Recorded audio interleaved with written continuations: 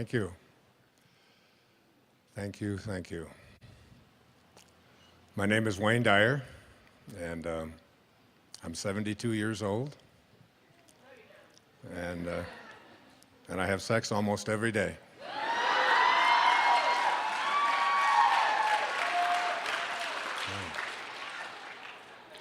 Almost on Monday, almost on Tuesday, almost.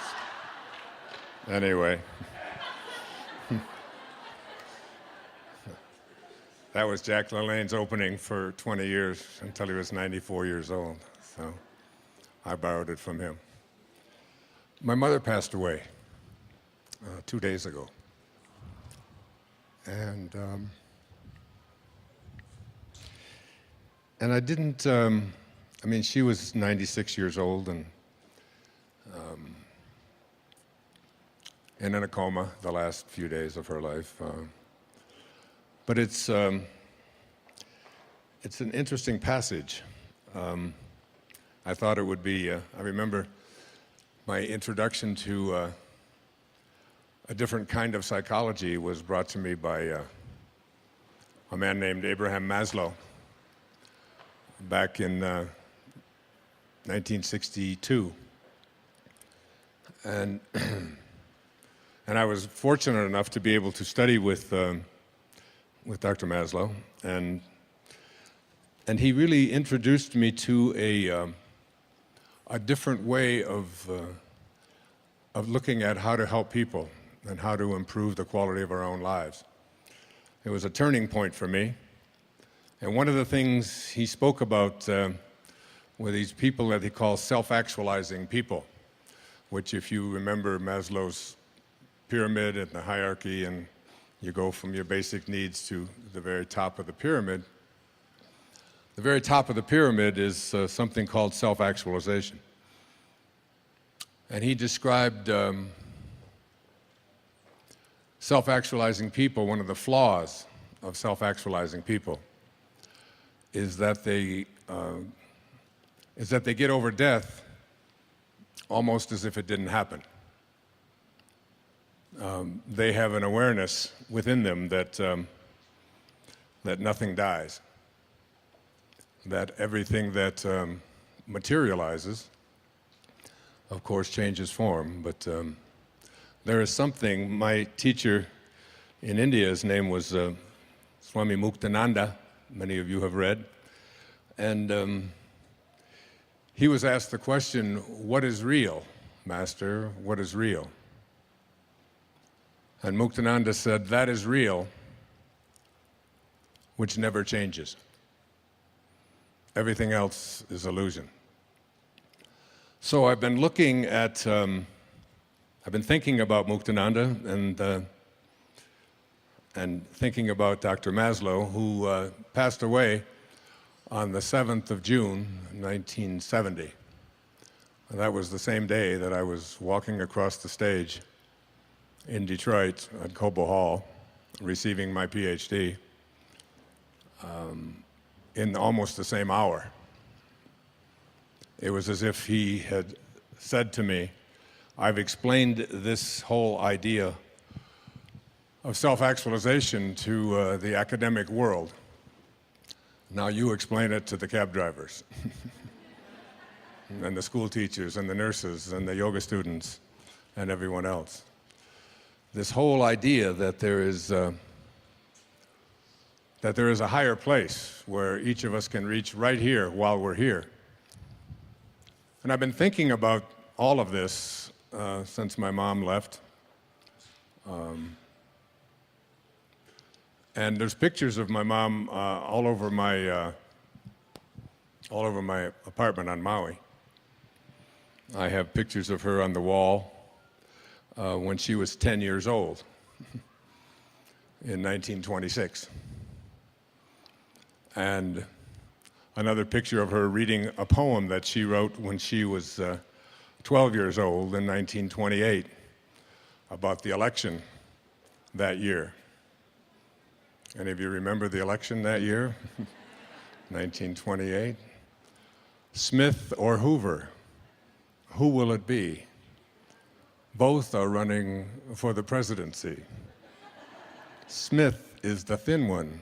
Hoover's the fat. My, such an uproar. Where are we at? That was my mom at 12. And I have pictures of my mother at 30. And I have a picture of her sitting on my lap on her 75th birthday. And I look at that pictures and I say, which one of them is my mother? Was she that 10-year-old? According to Muktananda, that is real, which never changes. And all of us are here in bodies that we believe is who we are. We're totally convinced of it. I was in a 21-year-old body, and I can't find any part of it anywhere on the planet. But while I was in it, I was absolutely convinced that this is who I am. And then I moved into another body, and another body, and another body. And the same is true for each and every one of us here, that there is some part of us that is infinite, that is the soul, that is the spirit. It makes no difference what you call it. Many of you know that I wrote a book about 7 years ago after living the Tao Te Ching for a full year. It's called Change Your Thoughts, Change Your Life. And I took each of the 81 verses of the Tao Te Ching, and I took a full year. I began on January the 1st, 2005, and I read verse 1. And I would take 4.5 days, 4 days to contemplate it, think about it, meditate on it, try to understand it. And then in the half day that I had, I would look at a painting of Lao Tzu from 2,500 years ago.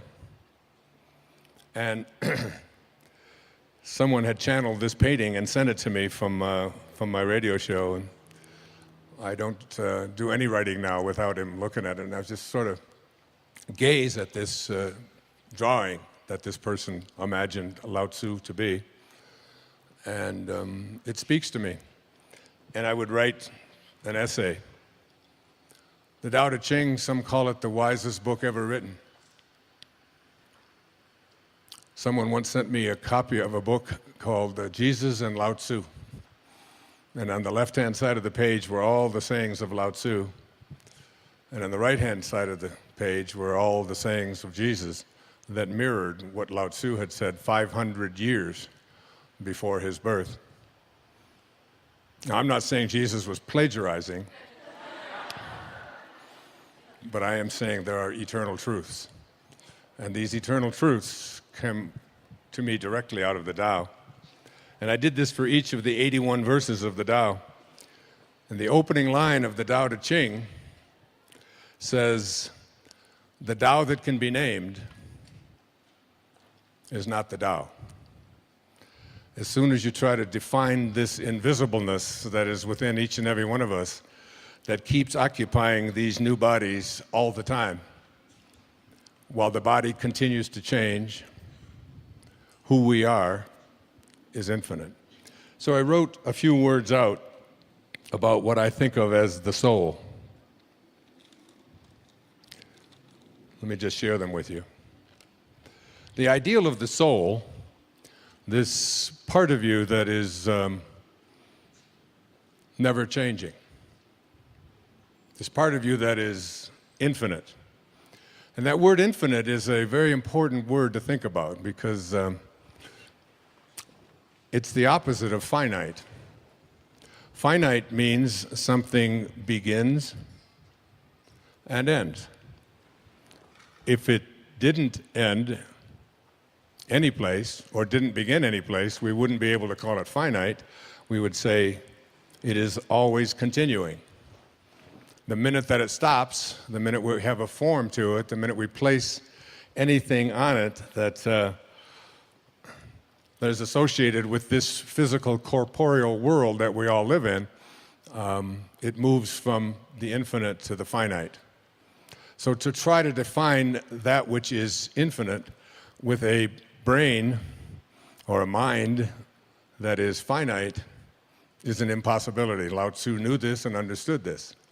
It's why meditation is such an important part of the process of coming to our highest self, coming to know who we are.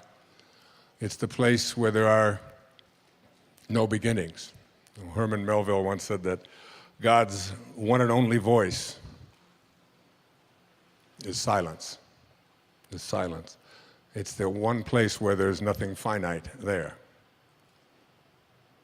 And Blaise Pascal, the famous French philosopher and scientist, once said that all of man's troubles stem from his inability to sit quietly in a room alone. But most of us just aren't comfortable with this because we have come to believe and trust in the evidence for who we are is on the basis of that which we can touch and see and feel and smell, what our five senses tell us. But our five senses lie to us. William Blake pointed that out beautifully in one of his poems back in 1777.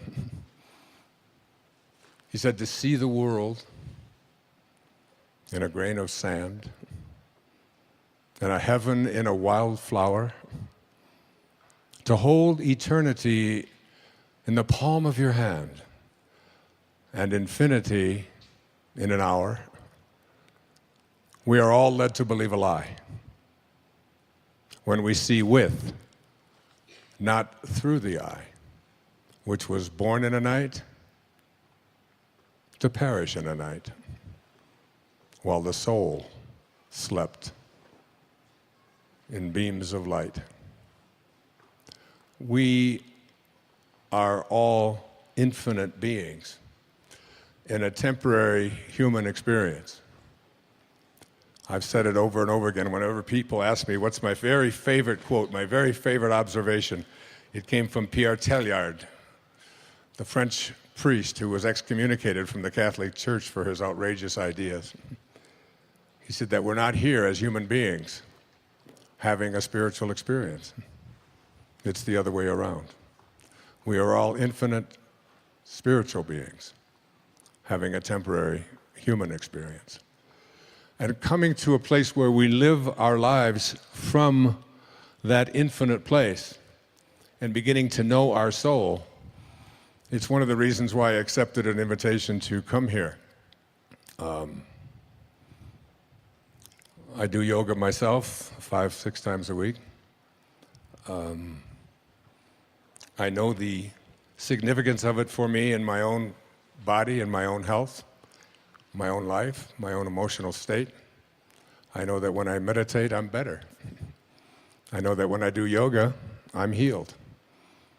And so I came. So getting to know the soul, the spirit, and not identifying ourselves on the basis of our physical senses. It's the essence of my newest book, which is a PBS special called Wishes Fulfilled. It's the whole message behind all of it, is to really come up with a specific way to come in contact with this infinite part of ourselves. Now remember, if it's infinite, it doesn't stop any place. It doesn't start any place. That's by definition infinite. So if something doesn't start and doesn't stop, what is it doing? It has to be expanding, doesn't it? The minute it stops expanding, it's finite. We're no longer talking about the soul. We're talking about what Blake said, we've become, we see with, not through our eyes. So here's what I jotted down. The ideal of the soul, the thing that it asks for, is neither knowledge, nor light, nor happiness. The ideal of the soul is space. immensity.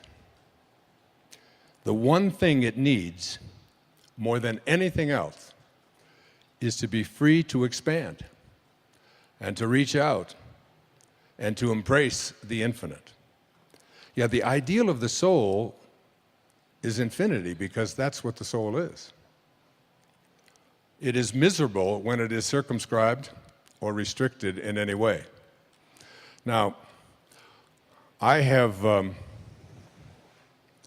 8 children, 6 beautiful daughters and 2 sons. And one of the things that I know, I used to say that before I had children, I had 8 theories about how to raise children. And now I have 8 children and no theories. All right? But one of the things I know about children is that no one likes being told what to do. And this isn't just children, this is all of us. One of my favorite songs is a song from when I was back in high school. Oh, give me land, lots of land, and the starry skies above. Boy, you know it. Don't fence me in. Don't restrict me. Don't put boundaries on me. Don't tell me what I can do and what I can't do. Don't tell me how to be there. Don't tell me what to wear, what to think. Don't tell me how to do yoga. Don't tell me, I don't want to be told. This is the soul speaking, always. The soul is constantly having a desire to expand and grow. And anything or anyone that comes into your life that attempts to do that, you will find yourself fighting it and reaching back. Particularly will you find this in your yoga practice. Yoga, the word yoga means what? Union. Union with what? Your highest self. Union with God. This is what the highest self is. It's the part of you, the place within you that is not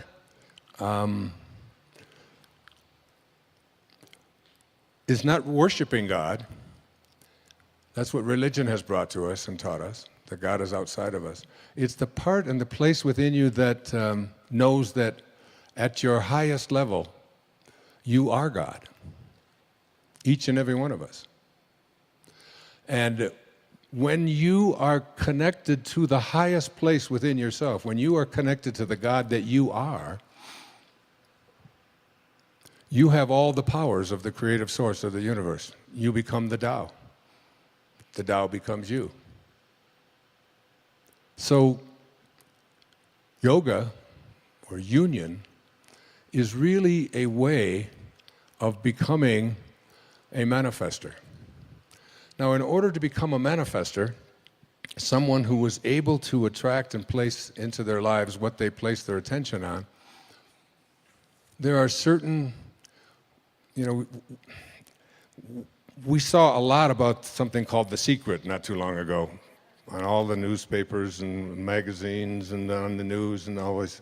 And I was asked to be a part of that and stayed away from it for different reasons. Because for me, manifesting is not about attracting what you want. Manifesting is an awareness and an understanding that you attract what you are. I have been studying in depth something called the I Am discourses. And I'll share just a little bit about it here. But one of my very favorite quotes, this is from Unveiled Mysteries, says, "The attitude of one person who wishes to work in conscious cooperation with the ascended host, with God, should not be, I wish I could go to them for instruction and pray to God or the source, that from which we all originated." T.S. Eliot said, "We shall not cease from exploration. But at the end of all of our exploring, will be to return to the place from which we originated and to know it for the first time. Now, the poet was speaking about dying, leaving the body. I'm not. I think we can come to know that place from which we originated and live from it. And then the words that Jesus spoke to us in the book of John, that even the least among you can do all that I have done and even greater things. It was Jesus who said, when he was about to be stoned for blasphemy, and he said, "Why would you stone me?" And they said, "You blaspheme. You claim to be God. You are a man." And he said, "Is it not written in your laws that I have said, you are gods, all of you?" The infinite place within you that needs to expand and wants to grow, that which we call your life. I mean, when my mother died, she was down to about 85 pounds. But if they were to weigh her the second before she died, and then weigh her the second after, her body weighed exactly the same. And yet, she was no longer alive. So her life, that what we call her life, is weightless. It's formless. It has no beginning, it has no end. You can't weigh it. How can you weigh that which has no form? So your life, the thing that we call your life,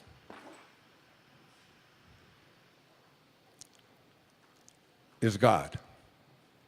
That's what you are. That's what every single one of us are. So here's what Saint Germain said. The attitude of one who wishes to work in conscious cooperation with the ascended host should not be, "I wish I could go to them for instruction," but rather, "I will so purify, discipline, and perfect myself and become such an expression of divine love and wisdom and power, then I can assist in their work. Then I will automatically be drawn to them." If you want to attract into your life what it is that you feel is missing, then what you have to do is to become like these great ascended masters. I honestly feel that I spent the first 10 years of my life in a series of foster homes and orphanages.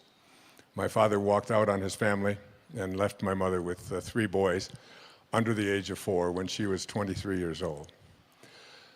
And so I had a great blessing in those earliest years of my life to be able to go within and discover something that I came here to teach, which is self-reliance. To learn how to rely upon ourselves. And I honestly feel that I'm right now writing on a book. It was very hard for me to leave Maui and get on that plane and fly to Sacramento and take a car up here and all of that. Not because I don't think it's beautiful here and that, but I'm where I belong anyway, so I stopped fighting all of that stuff anyway. But it was because I'm in the midst of writing. And I'm writing a book called I Can See Clearly Now. And it's sort of like a memoir, except that it's a look at all of the what seemed like just isolated events that showed up in my life, which led me to the next step, which led me to the next, which have arrived here in 2012 at the age of 72. And as I write this, and I've written almost 50,000 words in the last 6 weeks, it's almost like an obsession, because it isn't me writing. It is me as writing. It is something that is, Lao Tzu said, none of you are doing anything. He said, you're all just being done. You ever have a sense of that when you look in the mirror?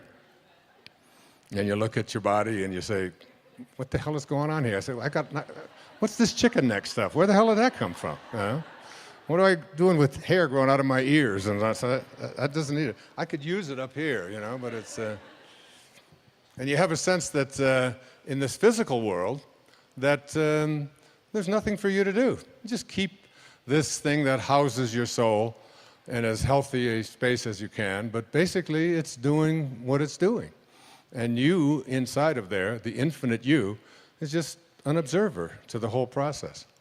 And isn't that one of the things that we learn in our very first yoga days? It's just, don't be so attached to your body and what it can do and how it hurts to try to do that, and can I balance myself here, and can I do a downward up or down or whatever the hell they call all of those things that are out there. I just do Bikram, so it's... So there's a sense of this awareness. So because of the time, I mean, I usually take 3 or 4 hours, or sometimes 3 or 4 days to go through this, and I'm trying to do this in a brief amount of time. The reason that most of us cannot reach this exalted state that I want to present to you in the limited time that we have is because we have come to believe in our limitations. We've come to believe in our ordinariness. We've come to believe that who we are is not God, is not divine. All right? So in order to transcend that mentality, you have to sort of reprogram your subconscious mind. Your subconscious mind is the mind that is doing virtually everything that you do. It's the mind that got you here into this room, that put your mat down, that got you dressed this morning, that got your breakfast. When you get in the car, you don't think about, oh, how do I start this thing, and how do I got to make a right turn here. Do I slow down? Do I not? You all programmed your conscious mind, programmed your subconscious mind to do all of these things on automatic. And according to my friend Bruce Lipton, about 96 or 97% of what we do all day long, every day of our lives, 24/7, is done by our subconscious mind. So we have been programmed to believe in our ordinariness. I don't know if you saw my most recent PBS special, but I opened it up with a little story from Portia Nelson, so I'll just share it here with you if you haven't seen it. If you have PBS, you probably have, because that's about all they play. And I'm very proud of that, and we've raised close to $250 million for public television. So,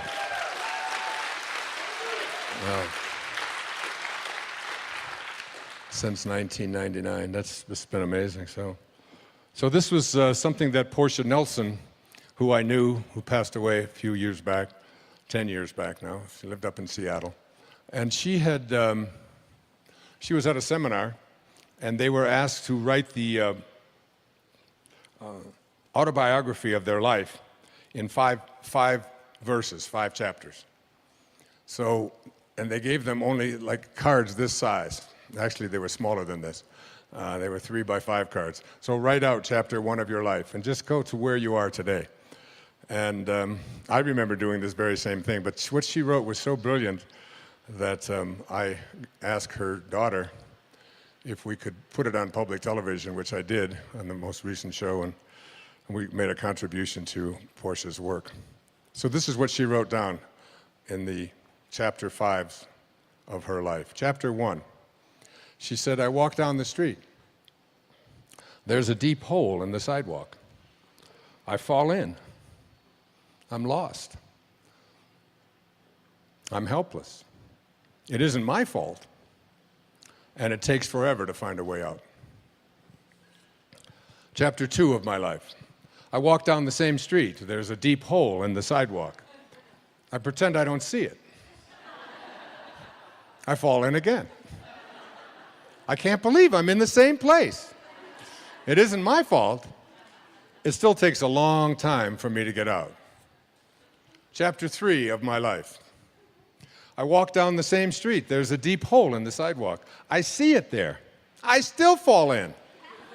It's a habit. But my eyes are open. I know where I am, and it is my own fault, and I get out immediately. Chapter 4 of my life. I walk down the same street. There's a deep hole in the sidewalk. I walk around it. Chapter 5 of my life. Finally, I walk down another street. Isn't that great?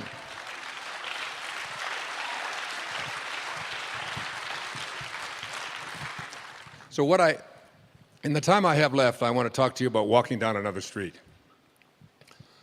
And this other street is a street in which you have an awareness that not only do you have a physical body, but you have come to believe that this physical body is who you are, and that you have locked yourself into these five senses and decided that whatever evidence they provide for you is how you identify and define your reality. By what I see, by what I hear, by what I smell, by what my life looks like, by how much money I have, by the stuff that I possess. And this is the world of the ego, and this is the world of the false self, according to my teacher, Nisargadatta Maharaj in India, who passed away in 1986. The false self is the ego. The ego is the part of us that has come to believe that who I am is defined by these six things. Who I am is what I have. And so we spend a big hunk of our life attempting to get as much stuff as we possibly can. The Tao teaches something very different. Let go of everything you have. When I moved to Maui in 2005 full-time, I gave up everything that I owned. Everything. 20,000 books, all of my photographs, records of every description, furniture, all the things in the house, all my clothing, shoes. It was all donated to people who lived underneath a bypass in Florida. And let go of all of it. So the ego teaches us you are what you have. The Tao teaches us let go of everything that you have. Do less and accomplish more. One of Lao Tzu's most famous observations was, I do nothing and leave nothing undone. My son has taken to becoming a spiritual Taoist. Every time I tell him to do something, he says, I do nothing. And I leave nothing undone. But there's much wisdom in that. I could go on into that. The second thing that the ego teaches us is that who I am is not only what I have, but who I am is what I do, what I accomplish. And so we spend a big hunk of our lives believing that the way that we become, quote, successful, happy, fulfilled, self-actualized, whatever it might be, is on the basis of what I accomplish, what my resume looks like, how many promotions I get. And so we send our children off to school and we ask them to learn to identify themselves on how much they get and what they accomplish. Your grades become more important than what it is that you are studying. What you own, what clothes you wear, what labels you have, and so on. And we become obsessed with this kind of absurdity. And this is the false self at work. The third thing that the ego teaches us is that I am what other people think of me. I am my reputation. So becoming obsessed with our reviews, what people think of us, other people's opinions, getting the approval of others. We talk about peer group approval needs and so on. I have 8 children that aren't concerned about those things. They were never raised with that kind of a mentality. The whole idea of trying to please other people was something that they consistently heard from their mother and myself, that this isn't important to us. We're not attached to that. And this kind of an attachment. So the Tao teaches us that what you think of me is none of my business. What the ego teaches us is that what you think of me is the most important thing that I have, and so I'll do whatever it is that I need to do in order to get you to agree with me, to like me, to approve of me, and so on. The fourth thing that the ego teaches us, this false self, is that who I am is separate from everyone else. And so we are raised in this world of the false self, which teaches us that we have to be in competition with everyone else. We have to defeat someone else. Being number one is the most important thing, and you see people doing this all the time at football games and and you'll see it when the Olympics come up, that the gold medal is more important than anything else, and you'll see people weeping and sobbing over this idea that I have to be better than somebody else in order to be fulfilled in my life. The fifth thing that the ego teaches us is that I am separate not only from everybody else, but that I am separate from what's missing in my life. The Tao teaches us that there is no place that God is not. If there is no place that God is not, then God must be in you.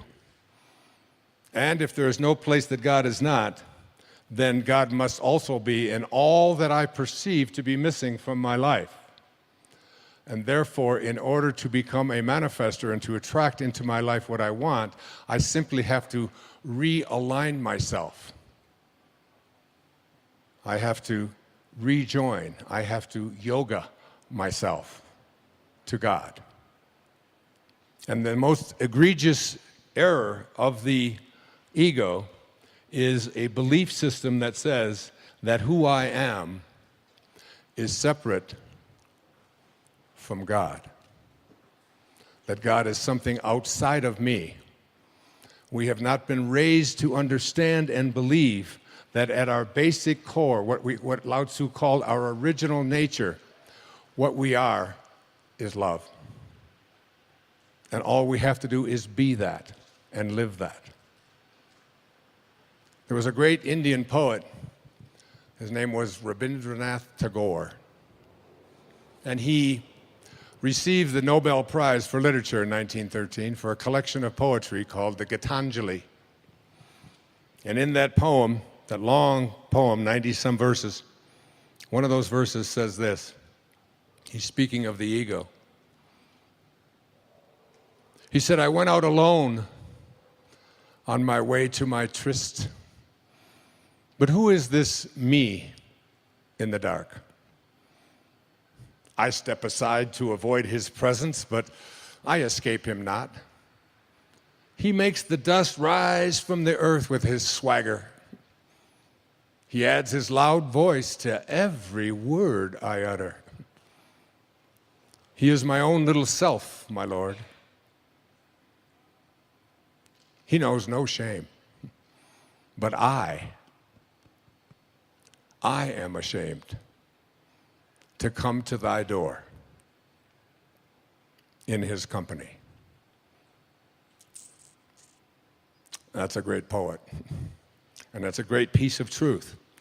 That in order to get to this place, I speak about, that Maslow spoke to me about and trained me to think about, called self-actualization, is that we have to stop evaluating who we are on the basis of those ego identifiers, and instead begin to see ourselves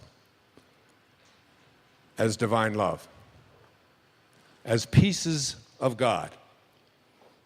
The Native Americans used to say that no tree has branches so foolish as to fight among themselves. And look at us. Look at what happened just down the road from here in Colorado a few days ago. What is it about us that we have to create instruments of death in order to feel good about ourselves? What is it about us that we have to destroy each other and be in competition with each other and even create things called weapons? It's why Lao Tzu left the place where he left in ancient China at the time of the Warring States. And a big part of the Tao, something like 31 verses out of the 81 verses, speak to the absurdity of having weapons and killing each other. He said that every death in battle should not be celebrated, but should be mourned, because it gives evidence that we have not reached this place and understand what T.S. Eliot was speaking, this place from which we originated, this place to which we shall return.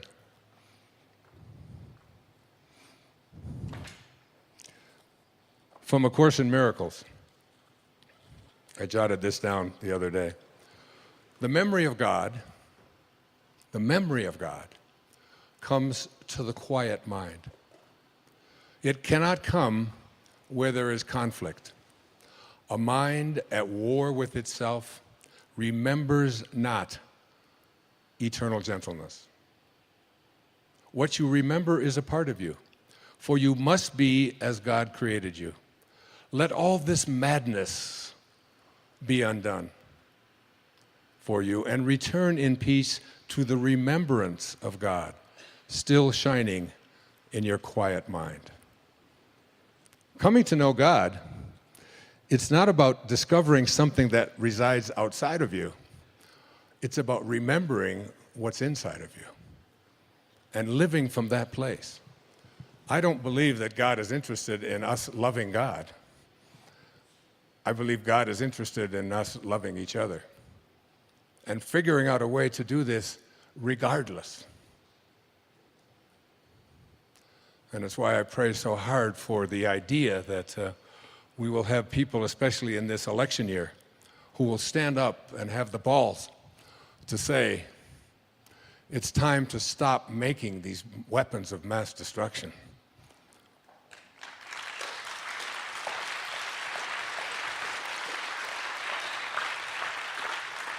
And they are weapons of mass destruction. The idea that somehow in our Second Amendment we are entitled to have weapons that kill 100 people a minute.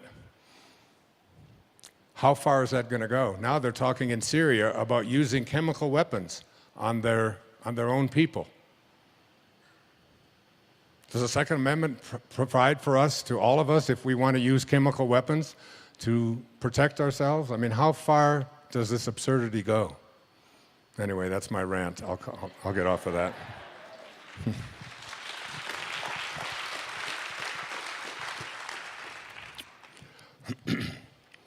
The way to this higher place within ourselves is understanding two very important words. These words are the basis for a children's book that I've just done called I Am, Why Two Little Words Mean So Much. Any moms right here in the front? You a mom? Here, would you like to have this for your baby?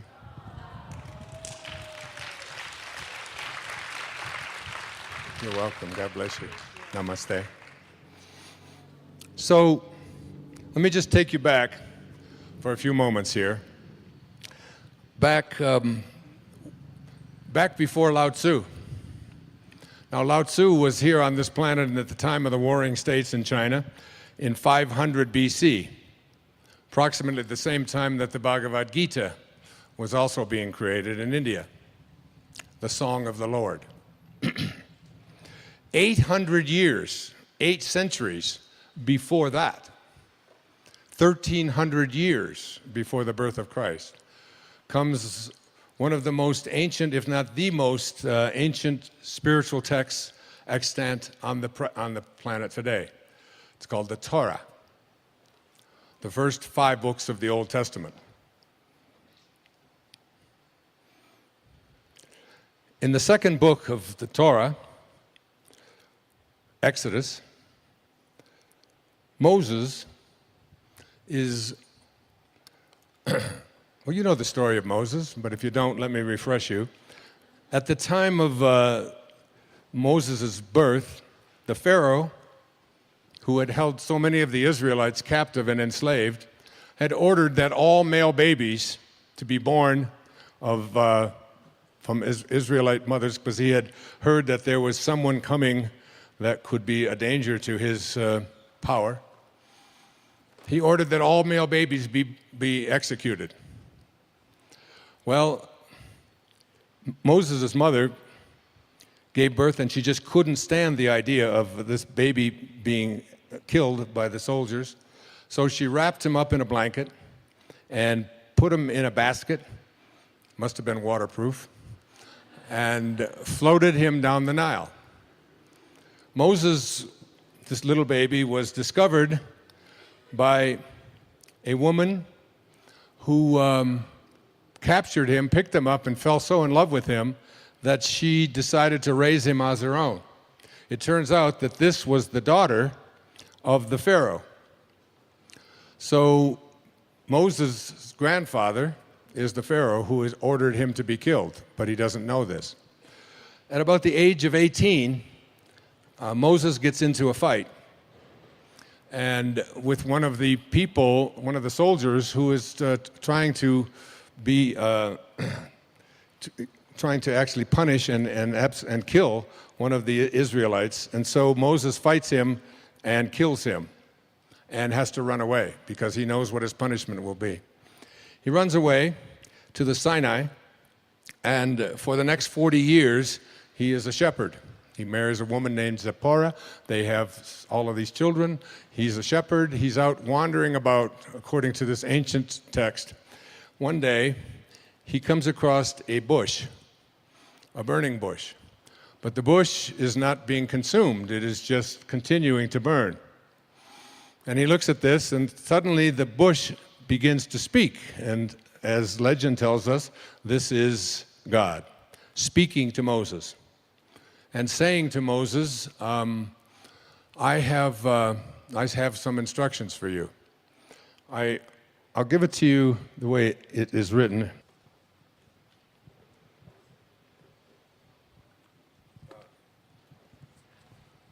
I just love this. So God calls out to Moses from this bush and says, Moses, Moses. And Moses responds with the words, here I am. These are the first words he speaks to God. Do not come closer, he said. Take your sandals off your feet, for the place where you are standing is holy ground. Then he continues, I am the God of your father, the God of Abraham, the God of Isaac, the God of Jacob. Moses hid his face because he was afraid to look at God. So God gives him this instruction. You are to go and free the people of Israel. So Moses says to God, who am I that I should go to Pharaoh and that I should bring the Israelites out of Egypt? He answered, I will certainly be with you, and this will be the sign to you that I have sent you. When you bring the people out of Egypt, you will all worship God at this mountain.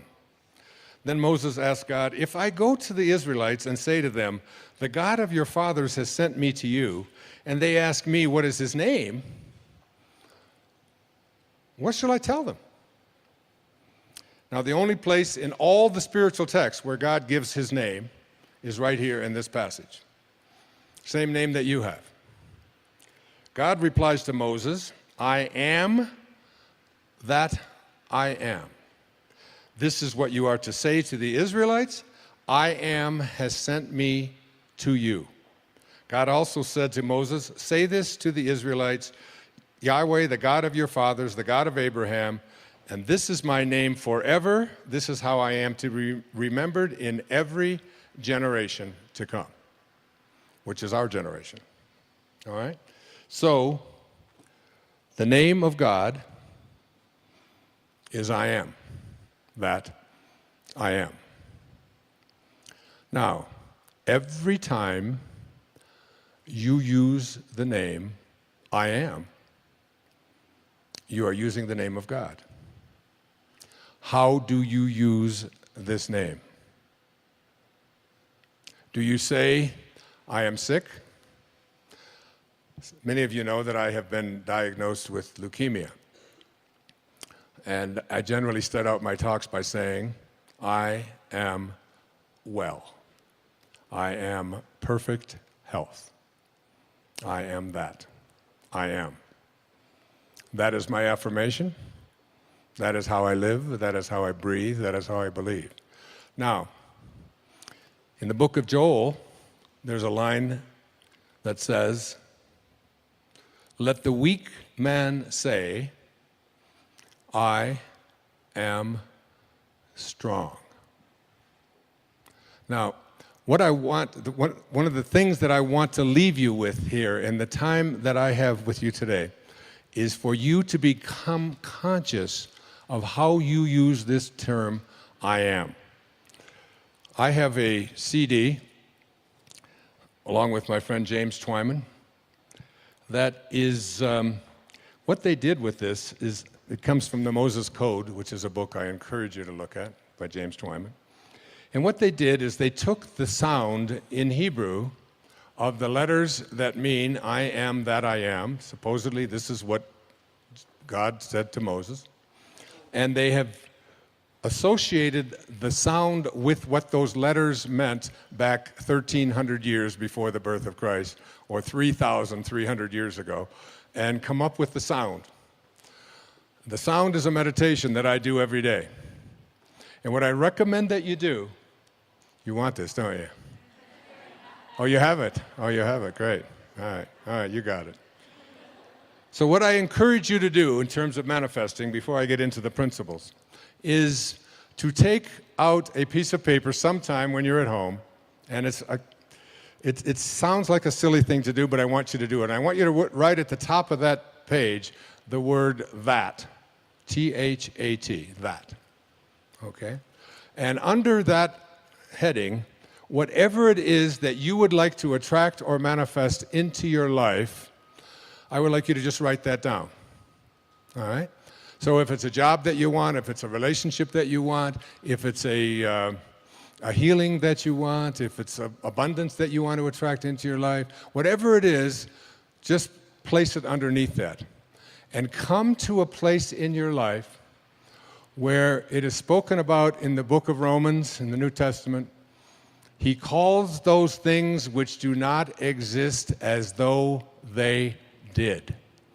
You must be able to get to this place in your life where you don't use the evidence of your senses, what your eyes tell you, what your ears tell you, what your stomach tells you, what you see written down, what the internet tells you. You want to be able to be in a place where you are living from the end as if what you would like to manifest is already there. To make a future dream, a present fact, you must assume the feeling of that wish as already being fulfilled. And the sounds that you will hear on track 2 and 3 of this meditation are the exact sounds of what those words were spoken back there 3,300 years ago. All I can say to you is that so many incredible miracles have manifested into my life since I began practicing this meditation. Who did I promise this to? Somebody? Yeah, there. Okay, stand up. Come on up. This is a gift to you. There you are. Enjoy it. God bless you. Yeah. So, this arrived in my home about a year before I started writing Wishes Fulfilled. And it's called the I Am Discourses. The I Am Discourses are, I think, one of the great spiritual texts on the planet today. You can pick it up, especially Volume 3. It's published by the Saint Germain Press. Saint Germain is, I believe, because I'm a student of Yogananda, and Sri Yukteswar, his teacher, who was born on the same day I was in only 1855 instead of 1940, like me. And they speak about this saint that is capable, who always keeps a young body. His name is Babaji. How many have heard the name Babaji? Yeah, this is an audience. I don't have to ask that. Saint Germain is Babaji, in my opinion. This is someone who shows up in a young body. And when you read Ascended Masters Training, The Unveiled Mysteries, The Magic Presence, and the I Am Discourses, which I have read all of them and studied them before I actually channeled Wishes Fulfilled. But let me just share with you just something here at the very beginning of it. This I can do without glasses. Life, in all its activities, everywhere manifest, is God in action. Remember what I said earlier, the life in your body is weightless, and it is God. It is what you originated from, it is what you will return to. It is where my mom is right now. And it is only through lack of the understanding of applied thought and feeling that mankind is constantly interrupting the pure flow of that perfect essence of life, which would, without interference, naturally express its perfection everywhere. Saint Germain has come to me. I feel as if I have spoken to him. And one of the things that I know from Saint Germain, from Babaji, is that it's only 1 in a million people who spend any amount of their time giving thanks to the I Am presence that is your very essence, your being.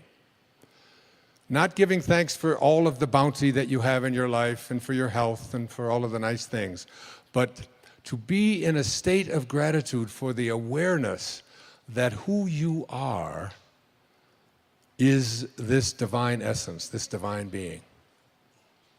And when I do the meditation, one of the things that I say is I am in a state of continuous gratitude for the I am presence that speaks through my mouth and through my body and through my writing and so on. It's staying in constant contact with the awareness that there is something divine that is what I am. And every time I use this word, I am. The natural tendency of life is love, peace, beauty, harmony, and opulence. This, by the way, is what Lao Tzu said as well.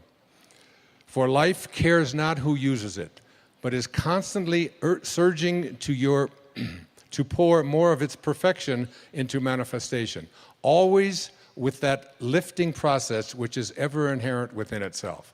I am is the activity of that life. How strange it is that students with sincere interest do not seem to get the true meaning of those two words. When you say and feel, I am, you release the spring of eternal, everlasting life to flow on its way unmolested. In other words, you open wide the door of its natural flow. When you say, I am not, you shut the door in the face of this mighty energy. I often tell my audiences, God didn't say when Moses asked, what is your name and who shall I say sent me? He didn't say, my name is I hope things work out for you. He said, my name is I am that I am. That meaning, when he says I am that, that was Nisargadatta's great autobiography, or biography, and a book that I have studied for 30 years now. And he was known as the I am guru in India.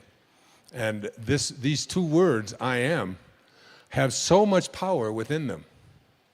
I am is the full activity of God. Having placed before you so often the truth of God in action, I wish you to understand its first expression in individualization, in you, all right?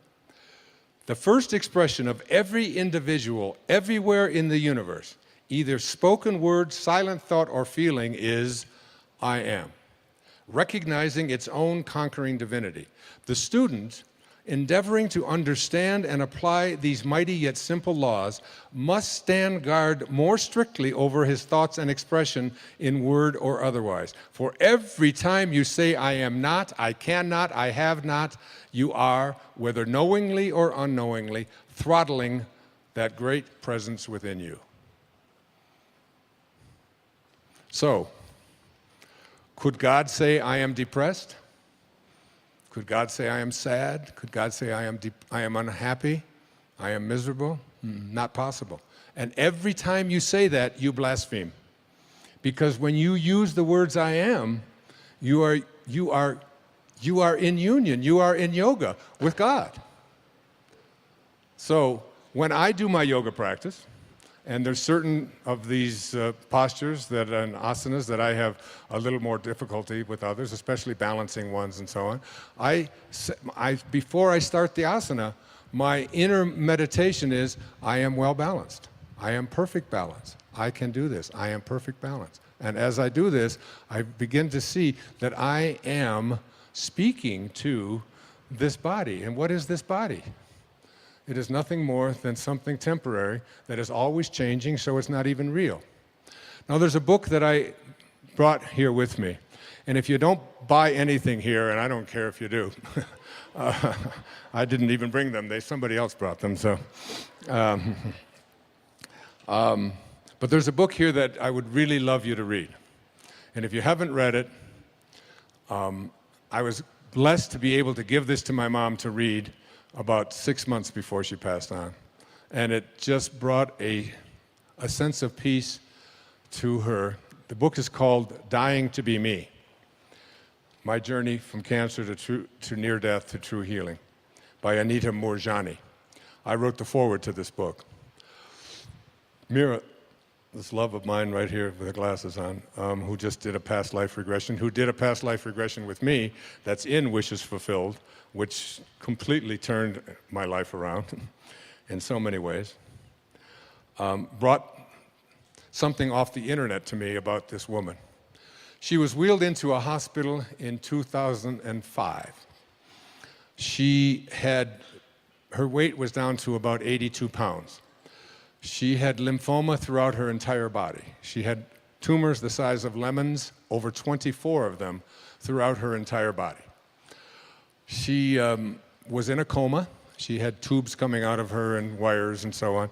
And her husband was there, and her mother was there, and they were there to just say her last rites.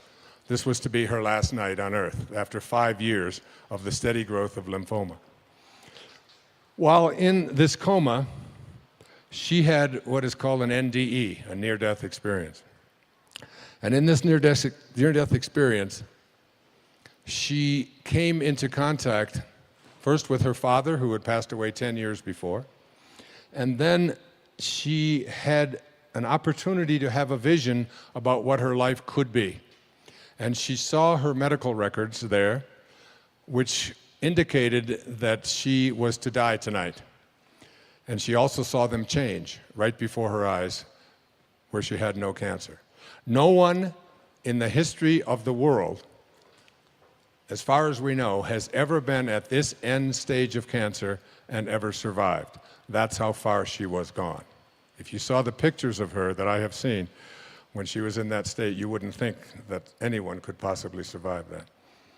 She was told that she could go back into her body and she would be healed, and she was to teach the lessons that she taught here, or she could go on. And she did not want to get back into her body. It was just a wasted mass of flesh and bones. But for some reason, she went back in at her father's persuasion. 5 days after coming out, she opened her eyes, and everyone was in shock. 5 days after that, they were trying to find, 5 days after she came out of the coma, 60% of her cancer had gone into remission. 4 weeks after she came out, she was totally out of the hospital completely. Today she lectures. She was on my public television special. Many of you may have seen it. And she's an angel on this earth. And what she learned in this near-death experience was that all we have to do is treasure our own magnificence and recognize that God is not something out there that is within us. There's nothing for us to do. There's no job for you to do. You don't have to win. You don't have to be anybody. Who in this room has cancer? Somebody does. Where? Anyone? Where are you? Come on up. I'd like to give this to you. Have you read this? Well, I'd like to give this to you as a gift.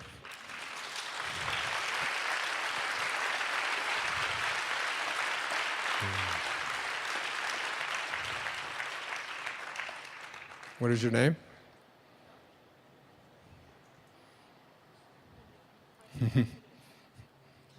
Kelly.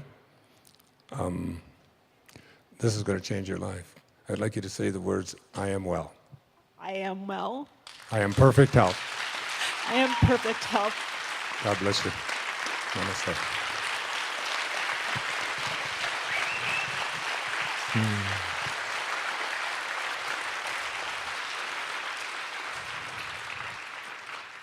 They have them in the back. It's a must-read, especially if you have anybody who is in the position that my mom has been in for the last year or two, and or even has any kind of illness at all. Or as when I talked to Reed about publishing this book, I said, the potential audience for this is anyone who is ever going to die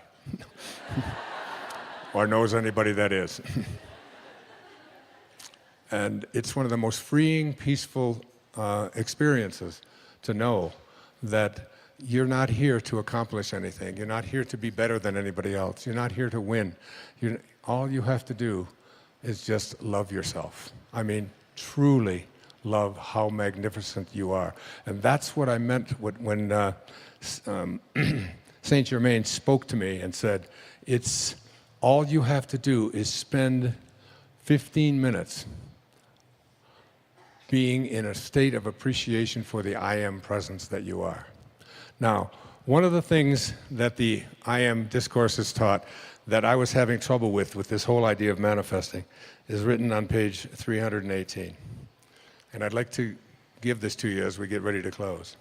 The student should constantly look within his human self and see what habits or creations are there that need to be plucked out and disposed of.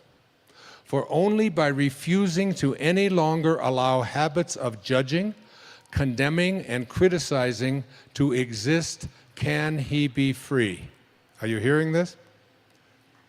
The true activity of the student is only to perfect his own world, and he cannot do it as long as he sees imperfection in the world of any of God's children.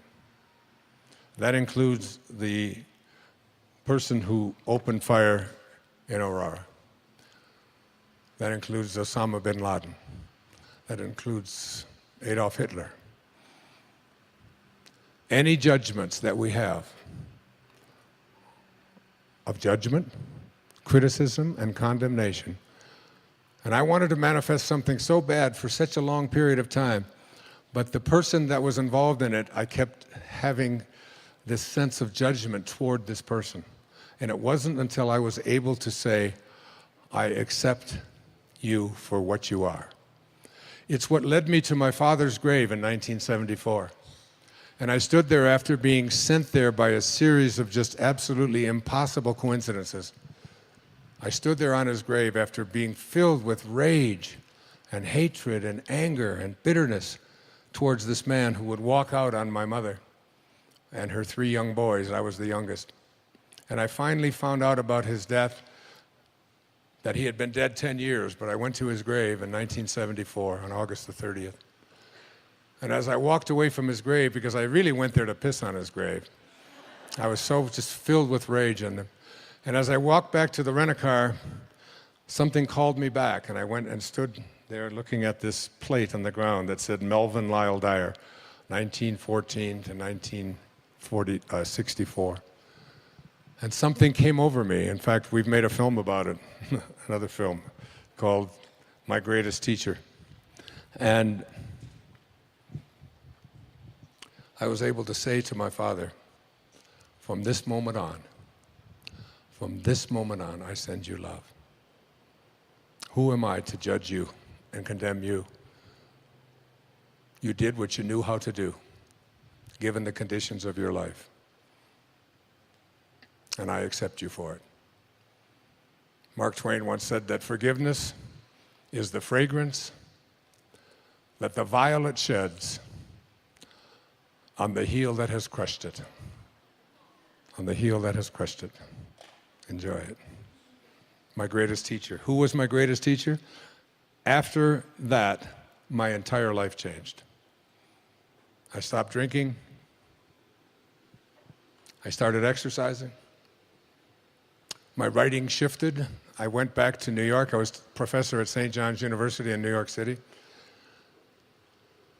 I took 2 weeks to go down to Fort Lauderdale, Florida, checked into the Spindrift Motel, and wrote a book called Your Erroneous Zones in 14 days. 14 days. Today, there's close to 100 million copies in 47 languages around the world. It's And everything in my life after that shifted.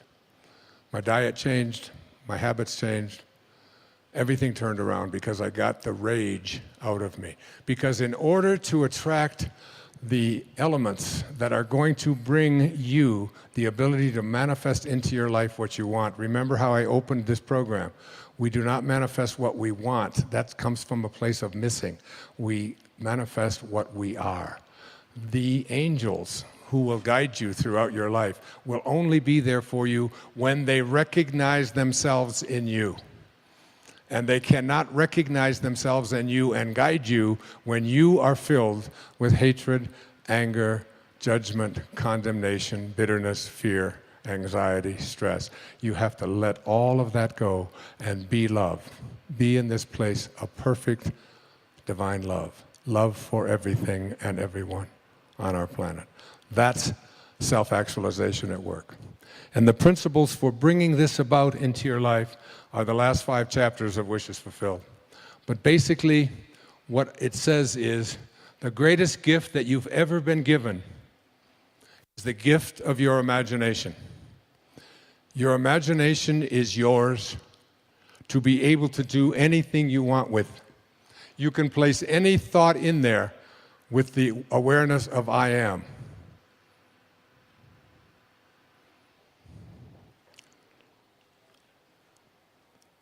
There's a very famous poem about that moment of Moses speaking to God. It says, earth's crammed with heaven, and every burning bush afire with God. And those who truly know take off their sandals, while the rest sit round it and pick blackberries. It's your call. It's your call. So your imagination is the greatest gift that you've been given. And you can put anything in there. No one can tell you what can be there or what can't be there. Einstein said, imagination is greater than knowledge. And he said, if you want your children to have a great imagination, read them fairy tales. If you want them to be even smarter, read them more fairy tales. That's why I've written 5 children's books with that very idea in mind. The second thing is that you have to learn to live from the end. Whatever you have placed into your imagination, you have to act as if it already were your reality, independent of what anything or anyone else says. When I was told that I had this diagnosis of leukemia, I can't tell you how many people sent me condolence letters and sent me information about this disease and how it was incurable, and unfortunately this. And fortunately, I was given by my children a wonderful gift. It's called an iPad. And it's got this wonderful feature in it. It's called Delete. And then there's another feature of it. It's called Trash, which is really great. I'd like to have a button like that on me at any time, so that anytime anybody brings any information to you, you just push the trash button. It even makes a little sound. It goes, whoop, hit delete, and it's gone. I had this little scar that you see right here on the right side of my face. There was a skin cancer thing there, and I was going to the dermatologist, and they were going to cut this thing out. And I had a woman stop me, and she said, that's really bad. I said, what? It's just a little red mark here, and they're going to just cut it out, and it'll be fine. She said, no. She said, my girlfriend's husband, he had that. They had to cut his penis off.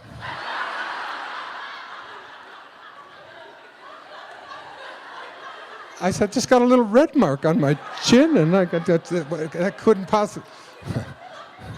Trash, right? You want to be very careful, because there's always people out there who are willing to send you messages about how terrible something is going to be. The third of these principles is the principle of, I call it, assuming the feeling of the wish fulfilled. You must be able to feel it, because every time that you feel something within your body, you give a instruction to your subconscious mind. And your subconscious mind is the part of you where you do all of your living. You want to redo your subconscious mind. Now, I jotted down for the last principle. I have 5 minutes left. And it's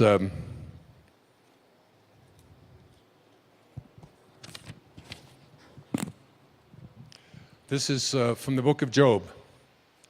Now, tonight, I'm going to give you guys such a gift. Tonight, and every night for the rest of your life, I want you to take the last 5 minutes before you go off to sleep and realize that you are about to program your subconscious mind. All right? Your subconscious mind is most at home when you are unconscious, when you are asleep. If you spend the last 5 minutes of your day, which so many people do, reviewing all of the things that you don't like, and all the things that didn't work out, and how terrible you feel, and who abused you, and who was mean to you, and who said this, and they did this, and you're constantly doing this kind of thing with your mind, then you are programming your subconscious mind that when you awaken, because you're now about to marinate for the next 8 hours in your subconscious mind. And then when you awaken, you will rejoin the universal subconscious mind, the mind of God, from which we all originate. We're all just individualized personal expressions of that one thing that we call the Tao, or God, or divine mind, or soul, or spirit. But the Tao that can be named is not the Tao. So you want to be real careful about how you program your subconscious mind. This is from the book of Job. In a dream, in a vision of the night, when deep sleep falls upon men while slumbering on their beds, then he opens the ears of men and seals their instruction. Job 33, 15 and 16. When you are slumbering on your bed, he opens your ears and seals your instruction.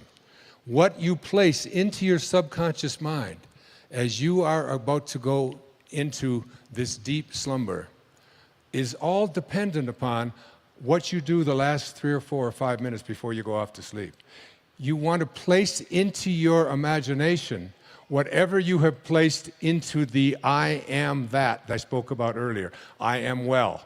I am content. I am peaceful. I am happy. I am prosperous. I am abundant. I am God.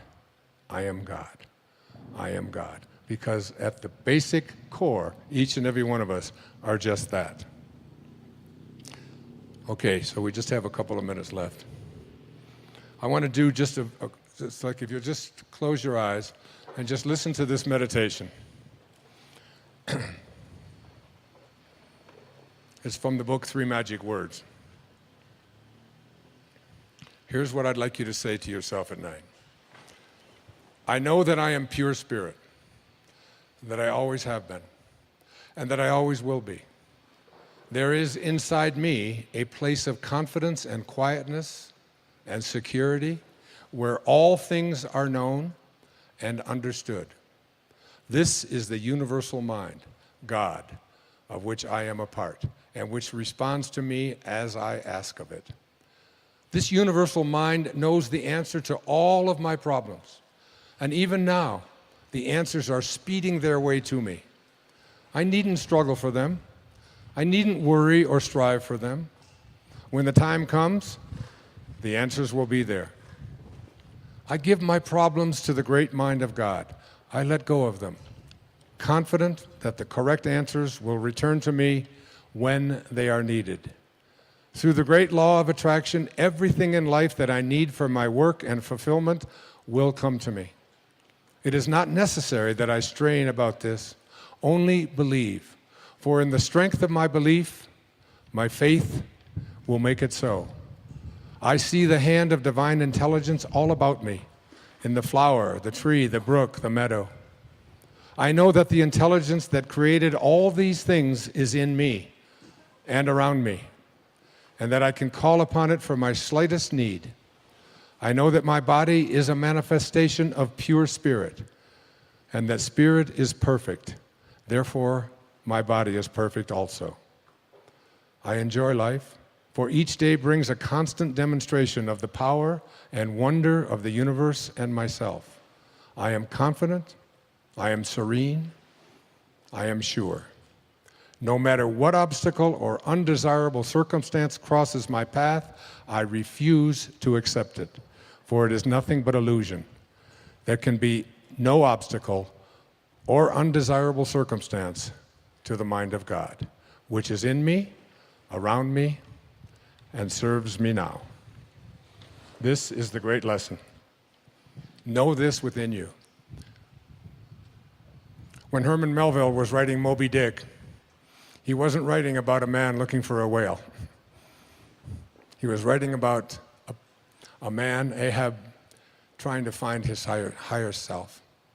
He said these words, "For as this appalling ocean surrounds the verdant land, so in the soul of man lies one insular Tahiti, full of peace and joy, but encompassed by all of the horrors of the half-lived life."